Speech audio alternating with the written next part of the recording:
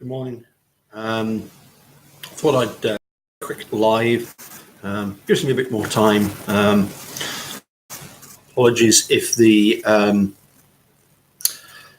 picture using my laptop is not quite as good as my phone, and apologies if the sound isn't quite as strong. Hopefully, you'll be able to hear me. And yep. Make sure that my microphone is switched on, which it is. Come a bit closer, and then, as I say, you'll hopefully be able to hear and that you want to see me that well. But anyway, I've got my Cozy Wrecking Crew tie on today. That obviously goes along with the book. They come as a pair, obviously. News. Over the weekend, we finally got to know what the quarterfinals of the Rugby World Cup are going to be. This is obviously the big world news. So just to run through the games that are going to be played this weekend. On Saturday, it's England versus Australia first up. So don't expect myself and the Hod to be exchanging any kind of pleasantries, messages, or in any way engaging with one another over the weekend. We will definitely be giving each other a very, very wide berth, as you can imagine, because that's first up is England versus Australia. I believe the kickoff here in the UK is 8:15 in the morning, and then after that, we have New Zealand versus Ireland. That's on the Saturday. Now, on the Sunday, we have two games. They are Wales versus France and Japan versus South Africa. So one of the things that's always struck me is that the initials of South Africa, SA. So maybe you want to put a few quid on South Africa to win. Okie dokie. As long as you can hear me, it doesn't matter if you can't see me. So, yeah, it tends to do that from time to time. So, looking at the filing first of all from Kathleen Zellner. Obviously, we kind of knew what to expect. I don't think there were any great surprises there. Although I had forgotten, didn't realise that Kathleen Zellner had already had an audio expert analyse the Andy Colburn phone call, calling in the RAV. I thought that was quite interesting that the audio expert had obviously got some pretty high-powered equipment, and you can definitely, according to the audio expert, hear the voice saying, "It's here." So, and apparently it's a female voice, if I remember rightly. Just check on that. I have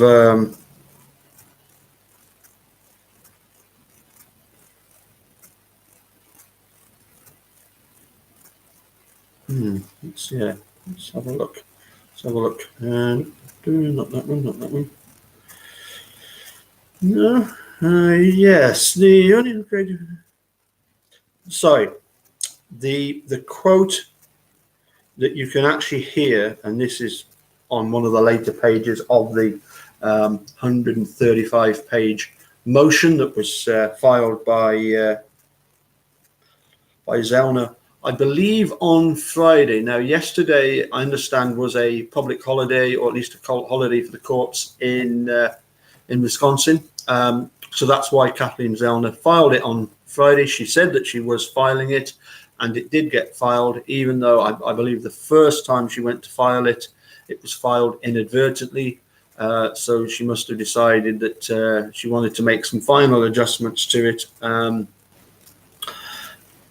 I've certainly read it all the way through. It didn't all make sense, which is why I'm looking forward, obviously, to Eric Cozy and Travis.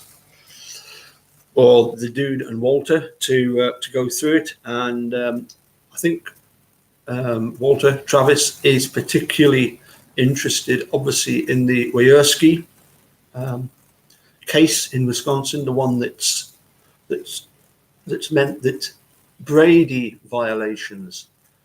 It's no longer a case of the state can hide and the defense must seek. They've certainly lowered the threshold of what is permissible by the state in terms of trying to conceal stuff, or to put it another way, they've lowered the threshold of the defense having to try and find the stuff that the state has. So I think what struck me probably most of all, and I'll read this particular passage because I've got it here in front of me, so I might as well read it. I thought this was, I don't know if I've got a page number for it. No, I did. If you read through the report, you'll get the let's do that first of all. Let's do this. Let's get the link so that you can all go and get the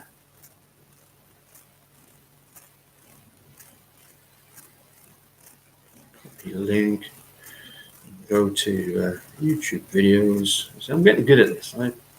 It's taken me 3.5 years, but I'm getting better at this. So I'm just going to do that. Click on that. Click on that. Hopefully the volume's down. I believe so. Let's click on that. Yeah, there we go. And I'm just going to. This is a link to the filing. Another one you can do is you can go to the Work with KZ site set up by Julie and Ben. So definitely go and check that one out. But if this is an easier way to do it, then all well and good. And you'll get all 150 pages, although at the start it's a whole load of references to the of Kathleen Zellner talking about basically what the circuit court. I don't think she actually names Angela Sinkovich once. She just refers it to the circuit court. Good one, Casey. Don't give her any mention at all.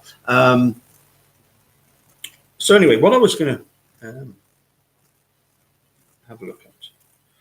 As I say, I find this particularly interesting. This is whatever page it is. Could be into the hundreds. Can't remember. She wrote, and I think this is so disturbing, isn't it? So disturbing on so many levels.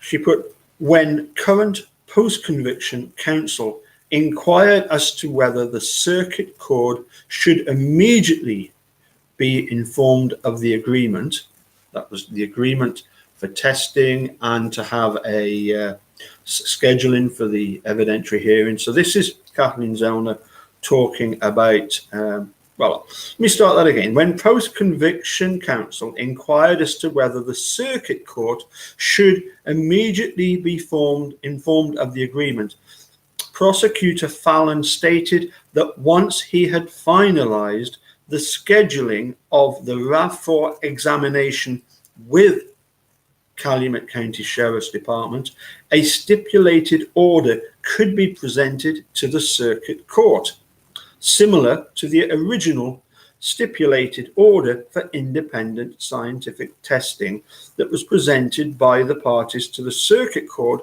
and entered on November the 23rd, 2016. Prosecutors stated that they would schedule the RAV4 testing in the very near future before the weather worsened. The parties also agreed that at that time they would propose dates for a potential evidentiary hearing. Neither side anticipated the circuit court filing its orders prior to that time. Mr. Avery could notify the court of the matters set forth herein. I find that very, very disturbing. We know that the circuit court, Angela Sitfitz, suddenly, out of the blue, stopped the Kathleen Zellner in her tracks. And it was then that we found out that, as we say, that she had been in discussion with Tom Fallon about testing further evidence. I think that's the first time, though, that I've heard that it was in fact Tom Fallon that had said, hold on, speaking to the circuit, to Judge Sukovich about this, let's get everything sorted out and in place. In hindsight, yeah, maybe Kathleen Zellner should have said, no, to hell with that. You're not delaying me any longer. You've procrastinated long enough. But then, I don't know, maybe Kathleen Zellner needs to play ball with the state to a certain extent. I know we all find that completely ridiculous, what happened there. Basically, she was snookered by Tom Fallon. I mean, let's just look at that again. The line about the prosecutors stated that they would schedule the RAV4 testing in the very near future. If you listen very, very carefully, you will hear Dave Bogotka shouting out, the RAV4 ain't there anymore. And that wouldn't surprise me in the slightest that maybe Tom Fallon was acting genuinely in his, in dealings with Kathleen Zellner to say, well, let's present a combined. This is what we've sorted out. But I do find that very, very disturbing. And the number of people that wonder about where is this RAV4? How can it be accessed? Why has it not been accessed already?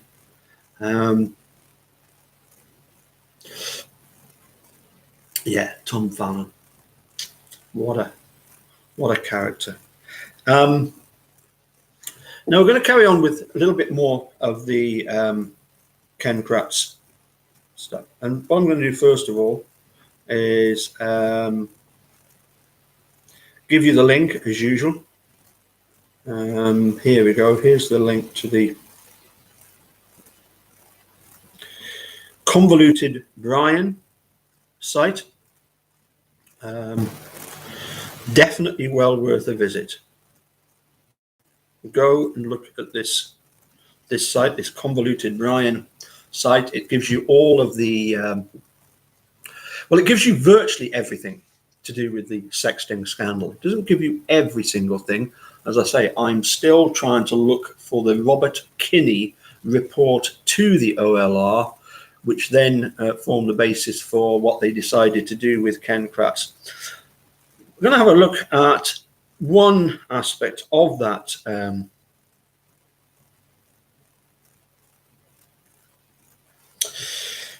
It's the if you go to the Convoluted Brian site. How have you not got more slides back time? Yeah. Don't worry, I am not I am not about trying to create a YouTube channel for myself. I've always stated my in effect my support is definitely for the dude. Anything I can do to help along the way, I will do. We've potentially got some interesting things developing in the future, but we can't say much about that at the moment, and it would be wrong of me to mention anything further than that. So here is the Convoluted Brian. If I just go back, if you go to when you go to the website, here is the letter So far, I've covered the emails between Ken Kratz and the Wisconsin Department of Justice. And I think that it's pretty clear that so far they have tried, Ken Kratz has tried desperately to prevent the investigation going any further. We know exactly why he didn't want it to go any further, because he's got so much to hide. But the DOJ were having none of it. It wasn't open for negotiation. Now we get the self-report to the Wisconsin Office of Lawyer. Let me get that right. The self-report to the Wisconsin Office of Lawyer Responsibility. Okay, here we go. Self-report of Attorney Ken Kratz on the official Calumet County District Attorney's Office letter heading. Okay, Ken Kratz wrote, I serve as the Calumet County District Attorney and have held this position since 1992. I was a prosecutor in La Crosse before that and have approximately 25 years of prosecution experience. He loves talking about himself. I have never been the subject of attorney discipline by OLR or previously BAPR. Don't know what that stands for. I not only prosecute all cases in my county, but am often asked to handle complex, high-profile, special prosecutions in the state. In brackets, example, State versus Stephen Avery, due to my years of trial experience. Yep. Ken, you have no trouble blowing your own trumpet. He puts, personally, this is Ken Kratz, not me. Personally, I am separated from my wife of 9 years. In fact, I believe that was his third wife. Could be wrong. He certainly gets through wives nearly as quick as Henry VIII. But anyway, personally, I am separated from my wife of 9 years and divorce proceedings are imminent. Several weeks ago, I was involved in the prosecution of a domestic abuse case for Calumet County and had the opportunity. Yes, the opportunity. Yeah, but yes, you made the most of that. Had the opportunity to meet the case victim, a 25-year-old SV. We know who that is, Stephanie Van Gogh, SVG. We had two uneventful professional meetings in October 2009, and Stephanie took the opportunity to confer with me on October the 20th. During that meeting, I perceived some flirtation by Stephanie and believed this single woman to be quite interesting. The meeting concluded without incident. Already, Ken is trying to blame Stephanie. Yeah, you got that. He's already trying to say, I am this wonderful, ethical person, and this woman came into the office, 25 years old, I'm 50 years old, she's 25, and I detect flirting. Right, Ken. Right. Sharon, only in Scotland do two positives make a negative. Right, Ken. You sicko. Okay.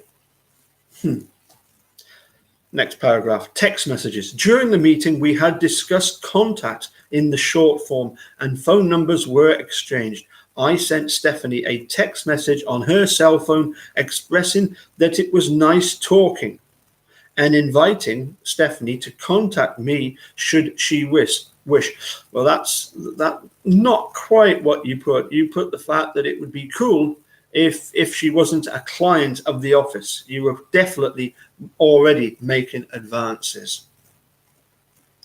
Over the next 2 days, several text messages were exchanged between Stephanie and me.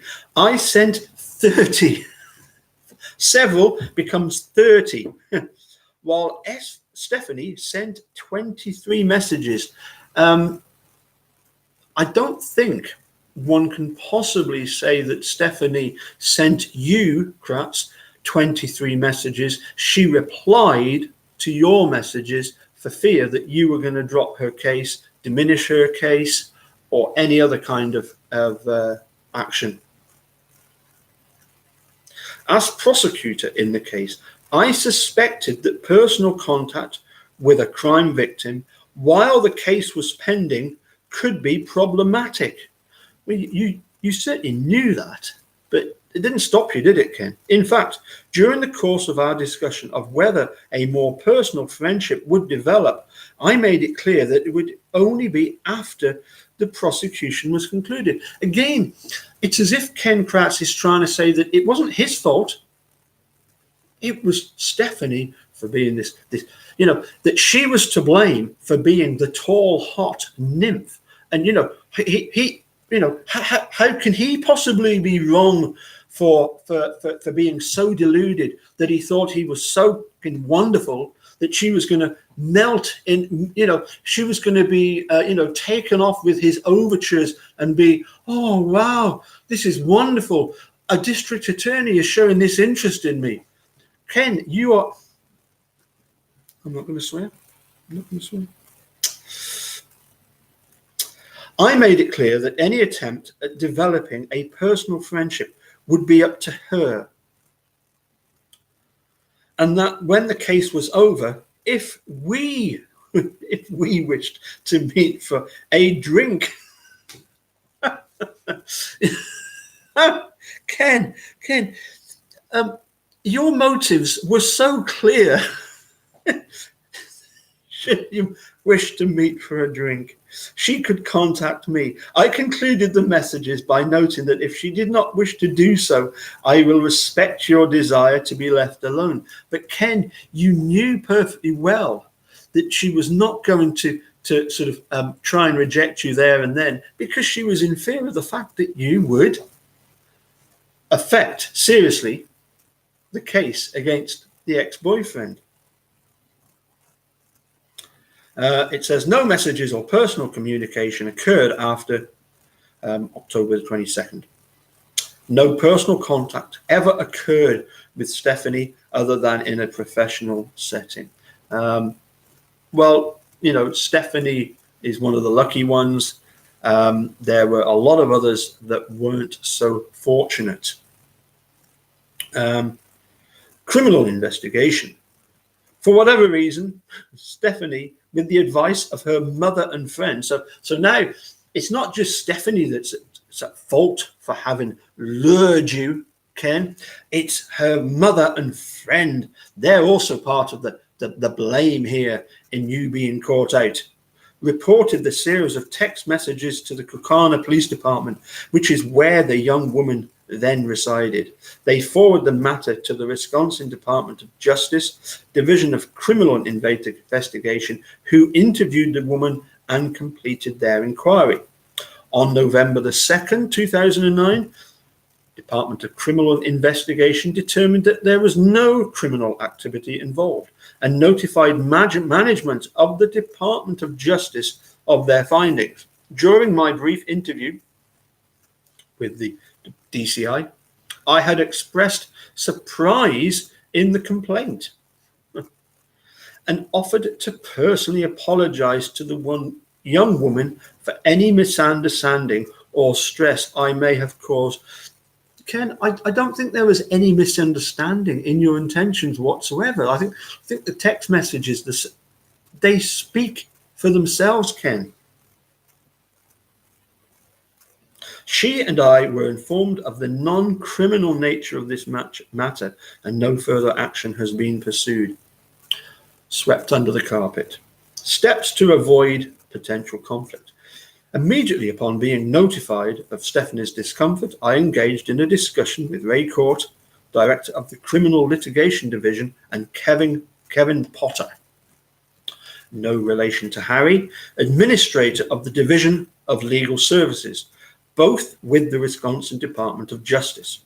We agreed that to avoid any future conflict, or potential ethical concerns, prosecution of the case would immediately be transferred to the Department of Justice, and I would have no further connection with the matter.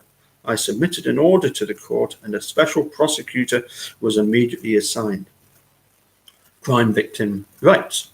The fact that Stephanie was a crime victim and had expressed an uneasy feeling in reflecting back upon our personal communication has been particularly disturbing for me. But yeah, it's been particularly disturbing, but not because you thought there was anything wrong with what you'd done. It was the fact that you were about to be called out and hauled up over it. Since oh my goodness, like a worn out record, isn't he? You know, he's like Uncle Albert. During the war, since 1998, I have served as chairman of the Wisconsin Crime Victims' Right Board. Whoopee-doo, Ken. A statutorily created body designed to ensure the rights of crime victims in this state, which you helped to set up so that you could check on who was coming before you, so that you could then decide whether you wanted to try and make some sort of personal contact with Ken. This board performs investigations into victim complaints and, if necessary, presides over hearings against district attorneys, judges, police officers, and other victim service providers.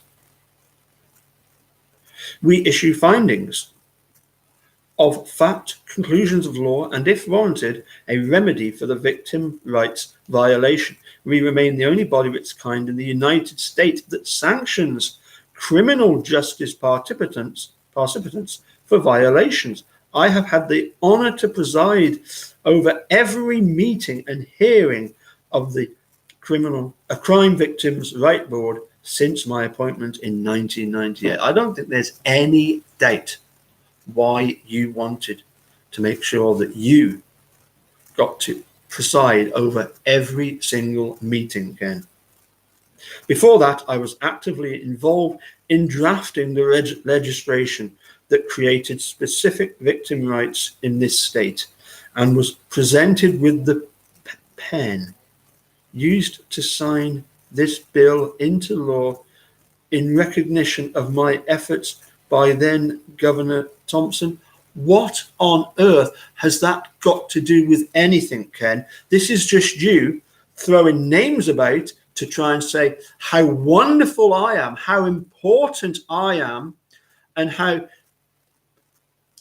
Do you get the sense that he's trying to say, well, you know, because I am so superb, I'm allowed to drop my standard just a little bit every now and again.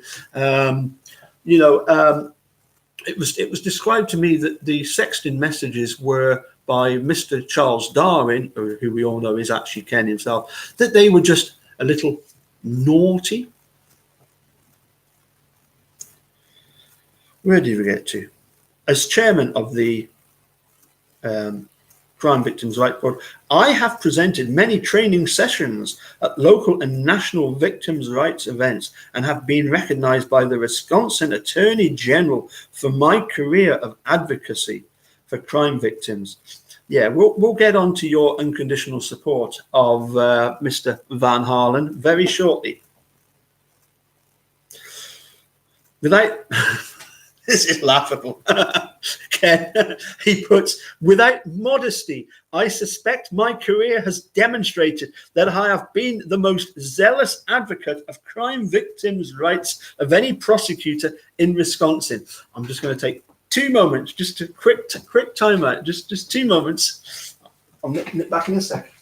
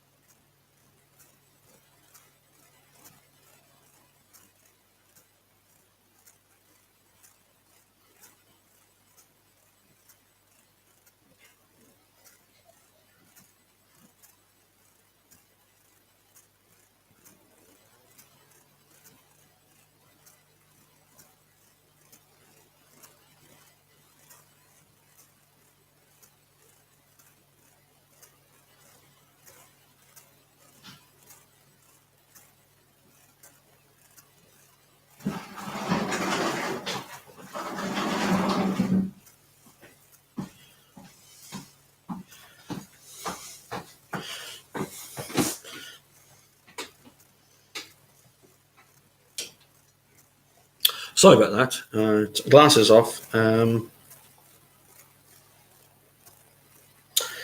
He writes, naturally, a complaint from a crime victim about my professional conduct has been personally and professionally disconcerting. As we know, not just one, Ken, but 15. Next chapter, again, is, this is a just continually trying to cover up for what he's done. Chapter 950 violation. Chapter 950 of the Wisconsin statutes lists those specific rights that each crime victim is entitled to receive and the procedure for enforcement of those rights. The right to receive notice of rights, the right to confer with the prosecution, the right to timely disposition of a case, the right to notice of hearings, the right to provide an impact statement at the time of sentencing, the right to dispositional information, and the right to be protected during participation in the process are all guaranteed by this law. Stephanie received all applicable notices, conferred with the prosecution, and otherwise enjoyed all the rights that each crime victim is entitled. No violation of Chapter 950 has been identified. If there were a violation, Section 950.10 directs that complaint to the Criminal Victim Rights Board is the sole remedy for any such violation. As I say, it's the fox is in charge of the hen house. No complaint is contemplated in this case, to my knowledge. SCR, I'm not too sure what that stands for. There are 3 areas of concern that I have identified regarding my inquiry of a personal relationship with a current crime victim, notwithstanding the condition that any relationship would be deferred until the conclusion of the criminal case. I don't think we ever got the sense, Ken, that you were looking to to sort of hang on and wait.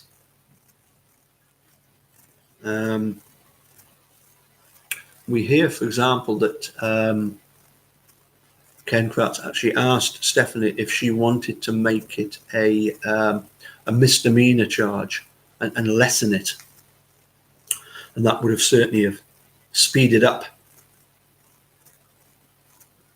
That would have speeded up his being able to advance. I think it's quite clear that Stephanie had no interest in this completely crass, gross individual. And he was just deluded by his own grandeur and trying to lure her. It's funny, isn't it? He talks about Stephen Avery trying to lure Teresa. I get the impression that Ken Kratz knows exactly about luring victims. Personal conflict. If the representation of my client was material limited by a personal interest of the lawyer, my hope to develop a personal relationship with a victim witness of the case sometime in the future. This rule is easily applied if I had not removed myself from prosecution. Yep, he immediately thought that if he just simply removed himself, that would be it. End of story, everything forgotten.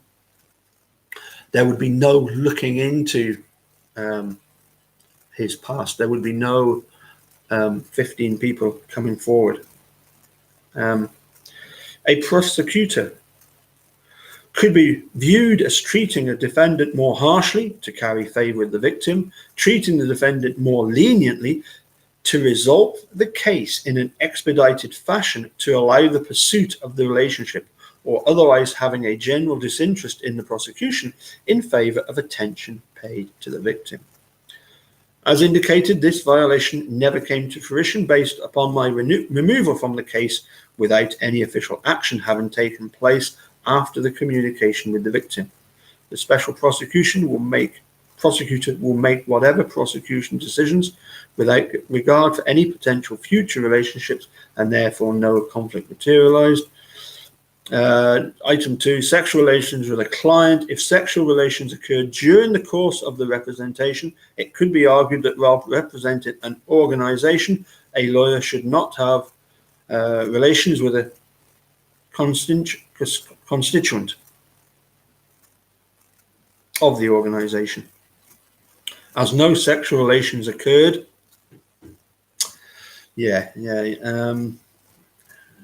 as I say, Stephanie was very lucky. You never managed to get going round to her place and threatening her the way you did some of the other people.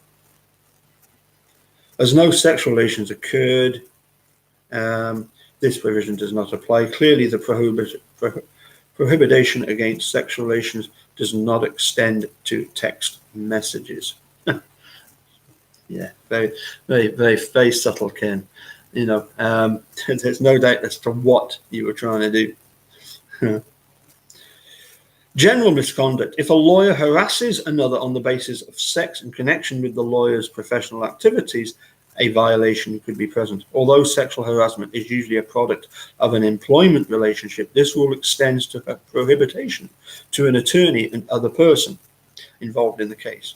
The theory, of course, is that the unwanted sexual advances of one person to another is general misconduct and is of the type which should not be tolerated in any profession. Sexual harassment is not an action for which criminal penalties apply, although violation of harassment injunctions are.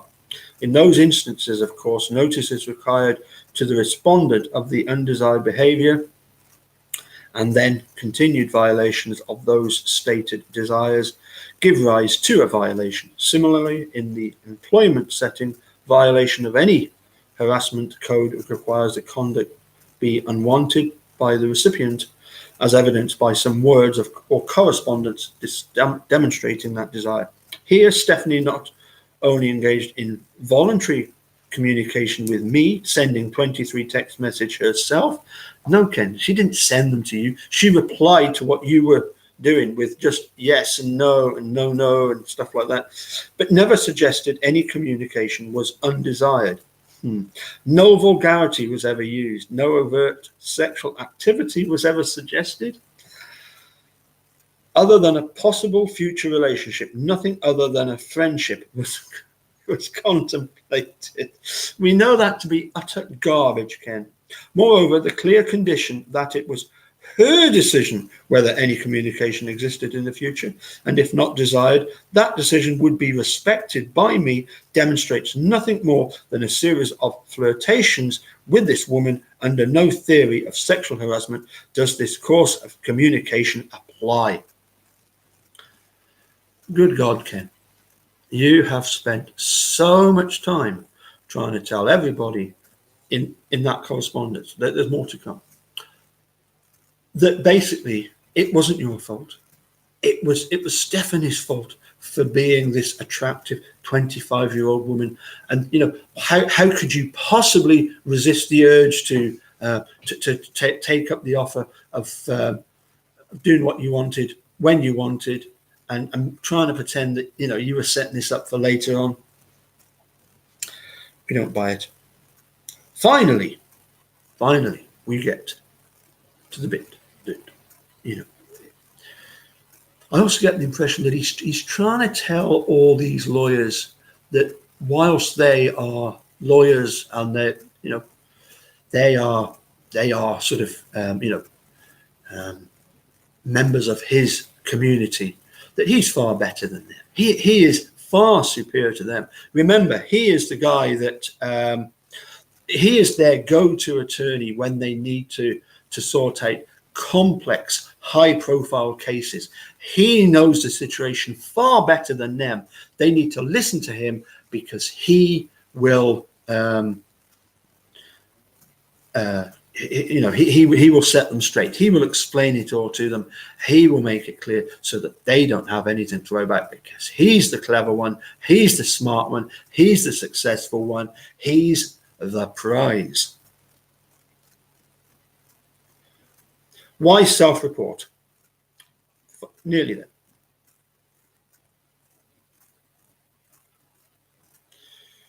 As indicated, I truly believe that no violation is present despite my lapse in professional judgment. Obviously, I in no way suggest or confess a violation. Again, as a 25-year prosecutor, former president of the Wisconsin District Attorneys Association, and my lifelong work ensuring the rights of crime victims, I am embarrassed and ashamed at my behavior. I hold myself to a higher standard than those minimally required by the professional rules. I have remained scrupulously honest in the performance of my duties, and despite involvement in perhaps the highest profile case in Wisconsin history, again, mention of Stephen Avery, I remain proud of my professional demeanor at all times. Crime victims come to the criminal justice process with a variety of needs, sometimes for attention, sometimes for mental health referrals, sometimes for zealous advocacy. But in all instances, they are entitled to be treated with fairness, dignity, and respect. Given the vulnerability that Stephanie may have been suffering from, she had a right to that treatment from me of all prosecutors in the state. I violated that trust. You're not kidding there, Ken. Finally, after the waffle of nearly 4 pages, 4 pages, I violated that trust and carry personal and professional remorse for those failings. Recognizing that my leadership role as chairman of the Wisconsin Crime Victims' Right Board requires me to regularly sit in judgment of other district attorneys, judges, officers, and others, I believe I have fallen short in my qualification to hold that position. You believe? You've got that one right, Ken, finally. Yesterday, I announced my resignation as chairman. In addressing the members of the board, I candidly described my communications with the crime victim and reside under a cloud of shame and humiliation. Given my life work for the rights of victims, this was the most severe reminder I could provide myself for my recent lapse in judgment. From the time I learned of the complaint, I have involved myself in private psychotherapy with Linda Schwally, professional therapist and president of Wisconsin's Association of Family Therapists. Ms. Schwally has particular insight into matters of professional ethics, and we are working together to answer why a career prosecutor with a spotless record and sterling reputation would risk his professional esteem on such disrespectful communication with a crime victim. Therapy has already provided some insight into those factors that contribute to such actions. This treatment will continue until Ms. Schwally believes it is no longer required. Thank you for your time to consider this summary of behavior. Again, I am confident that no violation of the rules of professional conduct will be found. I am proud of my work not only as a prosecutor, but as advocate for crime victims. I intend to continue my pursuit of justice on behalf of the citizens of Calumet County. Luckily, your pursuit of justice on behalf of citizens of Calumet County is completely bogus and luckily came to an end very, very soon. As I say, Ken Kratz just really trying to pull the wool over the eyes of the people in charge. Heyman, Yarakosi calls me the Haver. I could learn a lot from him. We then have on the Convoluted Brain site a load of other stuff. I'm just going to fast forward. Forgive me for missing out one or two things. We will come back to them, trust me. The Department of Justice, DOJ investigations, Ryan Foley interview, I think makes a lot more sense once we have gone through all the important bits. I want to go to a a bit just after the 7 parts of the DOJ investigation. And I say, if you just go to convoluted Brian's site. Also, interestingly, you might want to go to Casey Oliver's site, type in Kratz. She also does some videos discussing the sexting scandal. It was Eric Ozzie that directed me to that when I said, you know, how are we going to get hold of this report by retired Judge Robert Kinney, which is referenced many a time, and little quotes appear from it in dozens of reports, news reports, and we have plenty and plenty of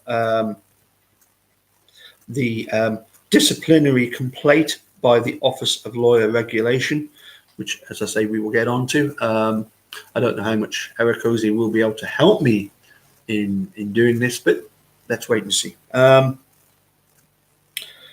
Critique of the Wisconsin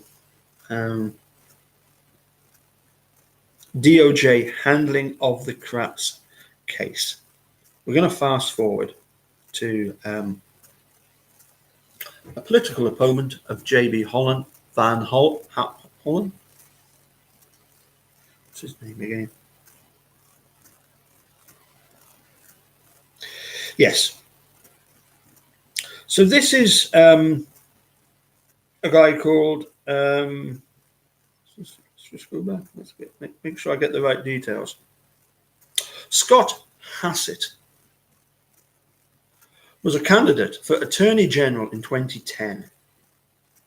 And he does this very interesting critique of the Attorney General, J.B. Van Hollen's handling of the scandal. And I think this is, okay, this is a political opponent. So you know, I think it's always fair that we get all sides of the argument. So we get a broad spectrum of opinions on this, because the truth is often somewhere in the middle.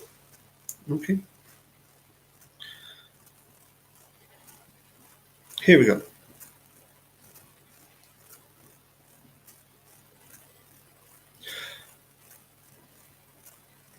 This is a press release to Wisconsin reporters. You know how, I think most of you know my opinion of the vast majority of Wisconsin reporters. They are but sheep, and they like to parrot anything and everything that the state tells them.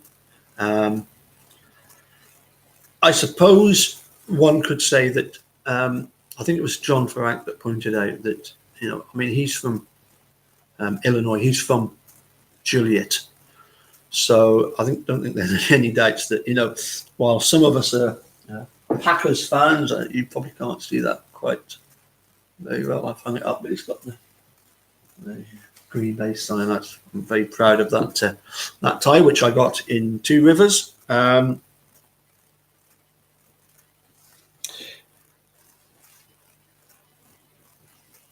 John Farrack is, I would hazard a guess that he's probably a Bears fan. And one of the things that I remember he once said was that, you know, good luck on anybody as a reporter that goes to Wisconsin, goes to Green Bay and tells them that their football team is not very good. In fact, just last night, they won with a field goal with 2 seconds of the game remaining to win by 1 point.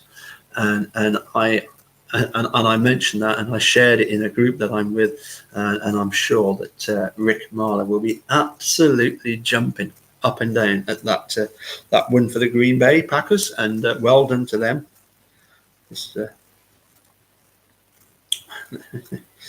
They like to live on the edge. Anyway, let's have a look at what this guy Hassett has written to the collectively the Wisconsin reporters. As you prepare continuing coverage on the Ken Kratz sexting case, we would like to provide you with some additional facts about Attorney General JB Van Hollen's involvement in the matter. As you know, Van Hollen has launched a statewide media offensive calling for investigations to be reopened. While there is widespread agreement on the need for additional legal actions against Kratz, Van Hollen has left out several key facts in his newfound interest in the case. Recent news of Kratz's impending resignation is certainly welcome, but is also a reminder that this would have happened a year ago had Van Hollen taken appropriate action. Van Hollen took no substantive action when police notified him of Kratz's predatory behaviour 11 months ago. I should explain the date of this is September the 27th, 2010.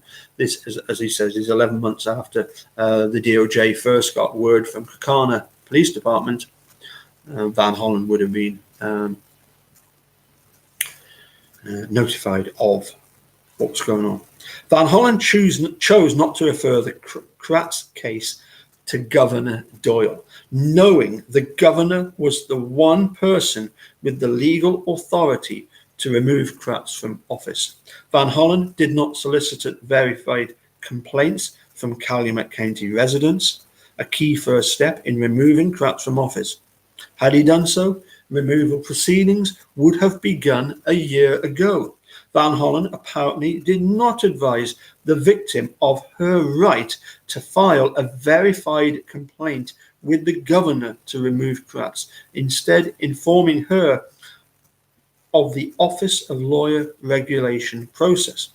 Van Hollen did not report Kratz's offences to the Office of Lawyer Regulation. Instead, he allowed Kratz to present a biased, self-aggrandized explanation of his actions to the regulatory body. I've just read that. I think that is absolutely spot on. Instead, he allowed Kratz to present a biased, self-aggrandized explanation of his actions to the regulatory body. Kratz's account painted him as victim of flirtatious and denied violating any ethical, professional, or victims' rights regulations, ultimately prompting the Office of Lawyer Regulation to close the case without disciplinary action. I think that's absolutely spot on. I'm going to read that again because I think that's. Van Hollen did not report Kratz's offences to the Office of Lawyer Regulation. Instead, he allowed Kratz to present a biased, self-aggrandized explanation of his actions to the regulatory body. Kratz's account painted his victim as flirtatious. After a 6-day investigation, Van Hollen cleared Ken Kratz of any criminal wrongdoing. Department of Justice records show Ken Kratz's predatory behavior was first reported to Van Hollen's office by Kaukauna Police on October 23rd, 2009. On November 2nd, just 6 business days later, Kratz was notified that no criminal investigation was pending and that the case was done as far as Van Hollen's office was concerned. Contrary to Van Hollen's conclusion, there is significant... Sorry, I think I missed bit. Unlike any other investigation, no interview with the suspect was ever conducted. This is despite Van Hollen's claims that dozens or 3 dozen Department of Justice personnel were involved. The Attorney General ignored standard protocol and quickly concluded that Kratz didn't break any laws.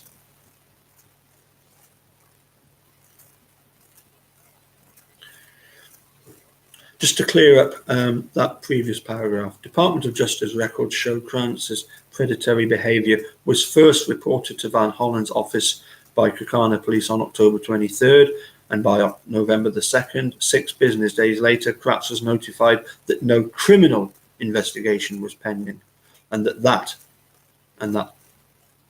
the case was done as far as Van Hollen's office was concerned. Well, of course, we know that the DOJ they basically had to pressurize him into realizing the conflict of interest, B, to get him to resign from the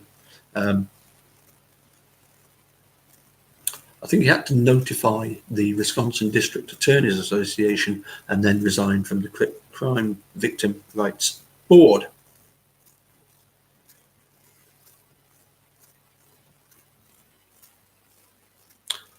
Now, contrary to Van Hollen's conclusion, there is significant belief in the legal community that Kratz potentially engaged in multiple criminal acts, including stalking, sexual harassment, disorderly conduct, and misconduct in office.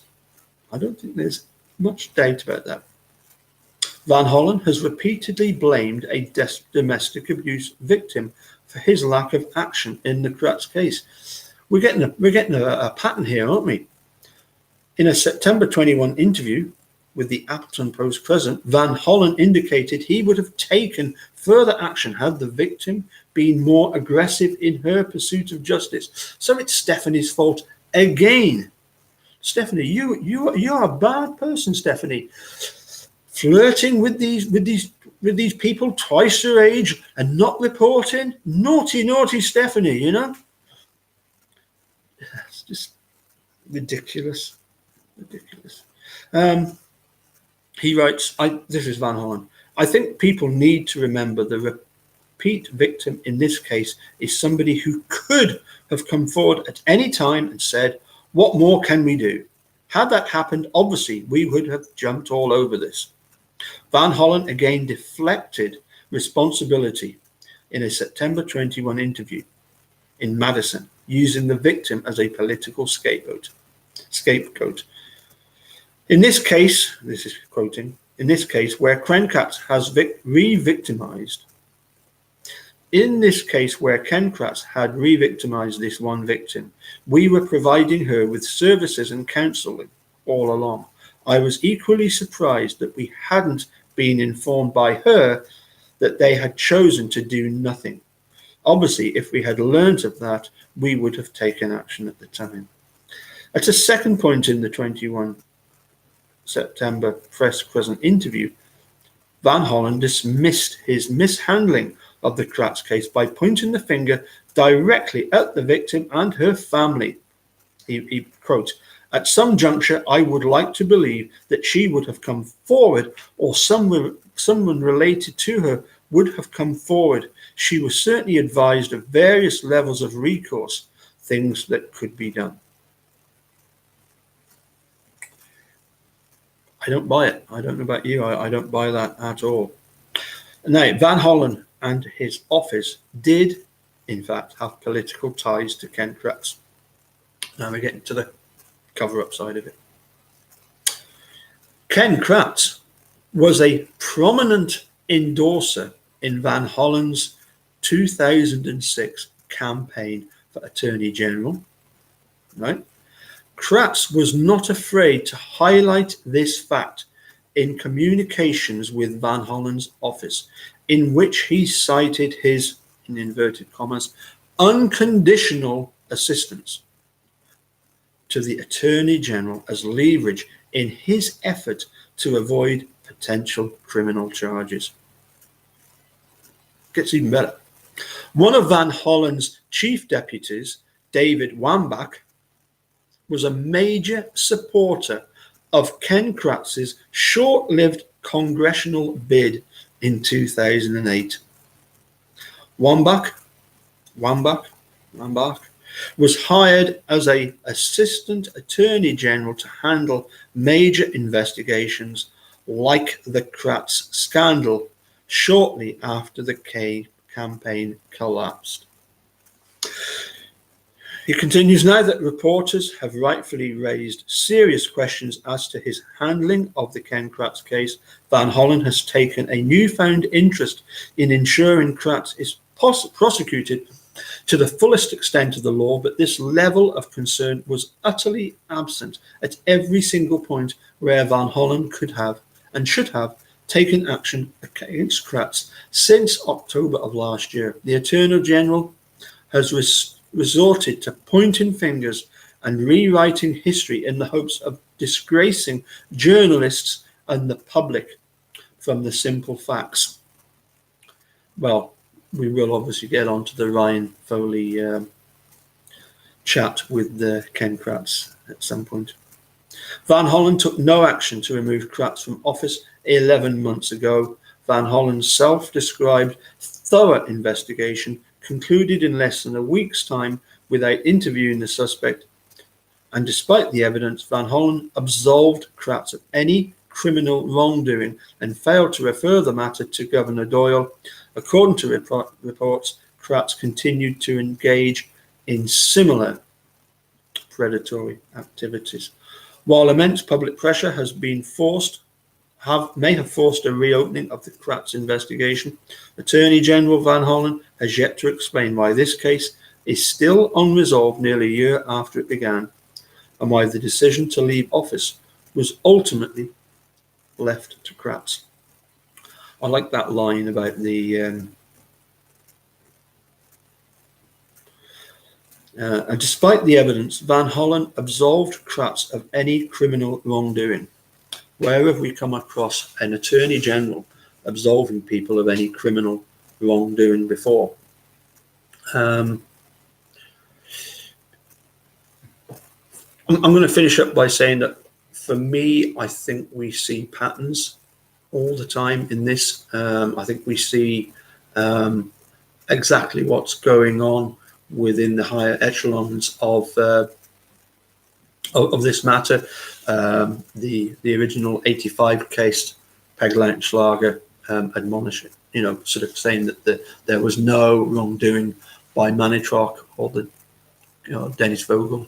The fact that eventually it got to the stage where Ken Kratz was, it was him that was resigned. It should have been a case of, they should have immediately removed him for his disgraceful wrongdoing. The unconditional support bit just smacks of corruption. I think what we're seeing now in the way that certainly Ken Fallon behaved in telling Zellner not to get in touch with the judge about any future testing. We'll get it all set up, and then we'll tell the judge. Lo and behold, what does the judge do? Goes and counsels everything, leaves everything in limbo. As Chad has always said, when do coincidences become a pattern? I think we can see the pattern there. Looking forward, I believe that the state has to respond to this filing by Kathleen Zellner, and then Kathleen Zellner gets to respond to the reply from the state. I just find it. Apparently with a pension, this is one of the things that we've kind of discovered. I think it was Travis that said yes, although he had to resign, that's what's keeping him going. Certainly not book sales. We'll just have to wait and see what. For me, yes, what Kathleen Zellner filed, very, very interesting. I've got the link up there in the chat if you need to, if you haven't found it yet. I'm sure you have. It's quite a lengthy document. Looking forward, obviously, to Travis's opinion as to one of the things he was saying was, we need to find out what is actually Kathleen Zellner looking for. What is she likely to get as a result of this? My wife said to me, well, why don't they just, let the door open, let them out? There's just so much wrongdoing here. And I actually pointed out that I believe I might be saying that by having an evidentiary hearing, we will get the main players in all of this on the stand. They will have to say things under oath, which that can then be impeached. And I think this is important in eventually hopefully putting some of the perpetrators of this corruption behind bars. Another interesting thing, I get so many messages, which is great. I saw a comment about, somebody posted on Facebook about the fact that why were some of the Calumet officers basically turning a blind eye to some of what was, going on during the investigation and the search of the salvage yard and everything like that. And I would just point out that, people like Bill Tyson of CASO, I think he comes across with quite a lot of credibility, apart from his could have been aliens. I think Dan Kucharski, I don't know about these fellas being particularly bad officers. I don't think so. I think from what I've read about certainly Tyson, he was a bit of a bulldog, bit of a Rottweiler, and was determined that nothing untoward was going to happen during his babysitting hours. And I just pointed out, if you were a Calumet officer and you could see that there was something wrong, what could you do about it? Who would you report to? There's a direct line of command, isn't there? You've got Wiegert. Do you report something suspicious to Wiegert when we hear about him with the groin swab? Talking of which, I'm going to reread that bit because I wasn't sure if I was getting the impression that Wiegert had tried to do this, conceal the non-disposal of the swab behind Fassbender's back. Don't know. But, what could somebody like Tyson do? What's the chain of command here? It's Wiegert, Jerry Pargle, Ken Kratz. It would be very, very difficult for any of them in case of to have reported it higher up. And they maybe morally they should, and maybe they will at some time in the future come forward and explain, but I don't think we can be too hard on them. Obviously we get these ridiculous claims by some of the guilters that the conspiracy theory is impossible because there would be so many people involved in it. No, if you've got that chain of command, Wiegert, Pargle, Kratz, I think that says it all, doesn't it? Anyway, I'm sorry, I have talked for quite a while now. As I say, we'll look forward to Eric Ozee doing a video with Travis, and we'll look forward to, I believe in it's 20 days, something like that. The state has to reply or something, or maybe it's Donna has to reply to the state. But anyway, I think we're going to get some interesting replies from the state over this. As to where the case actually then ends up, as Travis pointed out, it could go back to the circuit court for the evidentiary hearing. That's going to be interesting, isn't it? Particularly if they appoint Judge Angie to sort of be in charge of that.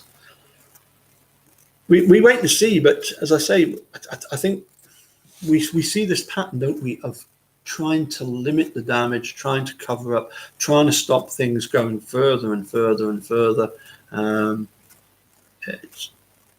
As I say, it's just patterns and patterns as we look into this.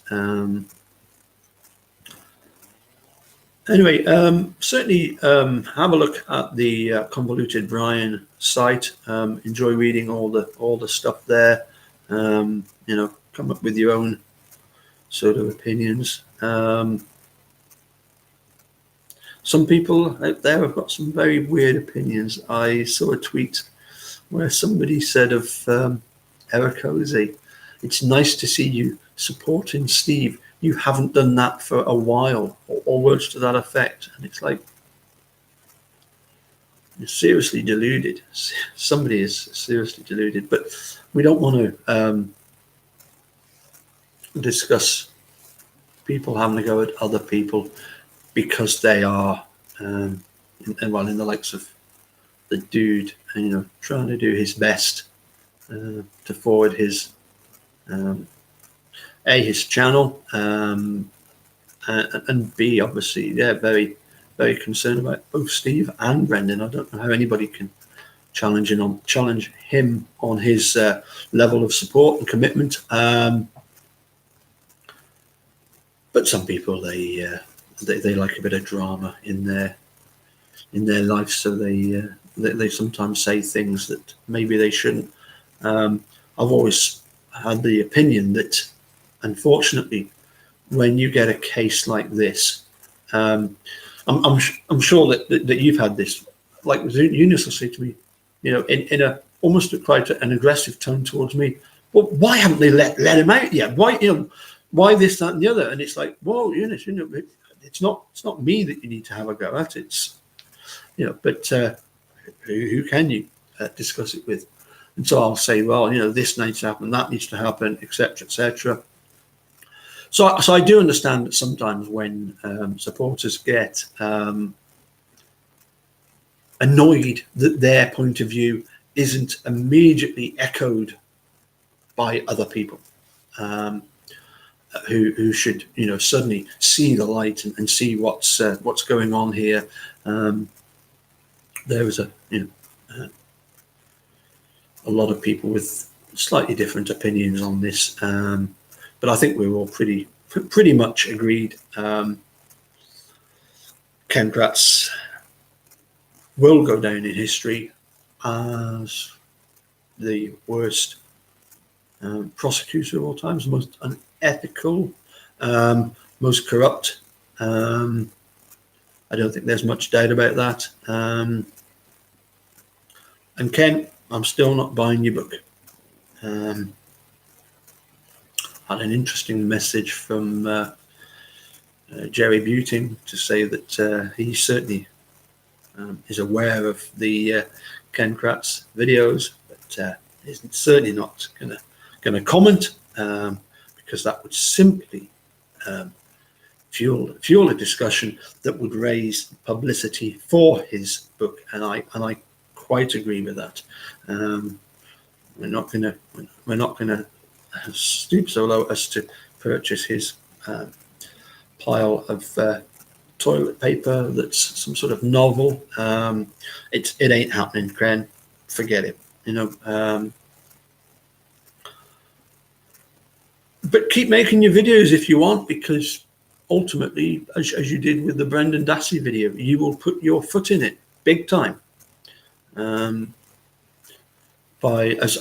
I'm sure you all know now, the video that he presents as being edited was following a Freedom of Information request.